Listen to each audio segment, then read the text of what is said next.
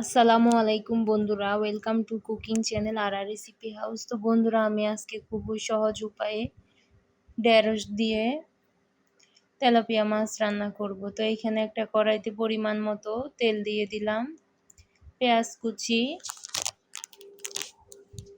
একটু ভেজে নেব।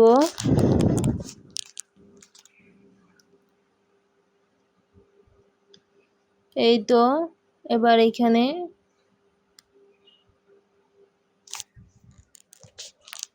রসুন বাটা দিয়ে দিলাম, আবার একটু নেড়ে চেড়ে ভেজে নেব।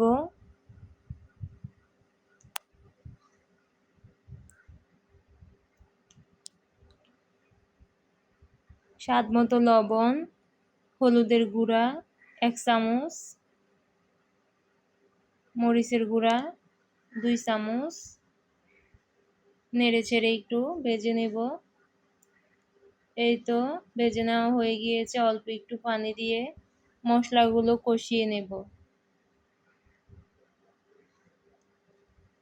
এই তো আমার মশলা কষিয়ে নিয়েছি। এবার কেটে রাখা তেলাপিয়া মাছগুলো দিয়ে দিলাম। আবার একটু আলতো করে নেড়ে নেব যেন মাছগুলো না ভেঙে যায়। যেভাবে দিয়েছি আস্ত ওইভাবেই থাকবে, আপনারা ভিডিওটি ফলো করবেন। অল্প একটু পানি দিয়ে মাছগুলো কষিয়ে নেব। এই তো কষানো হয়ে গিয়েছে। এবার কয়েক টুকরো আলু দিয়ে দিলাম। ঢেঁড়স সেদ্ধ হতে সময়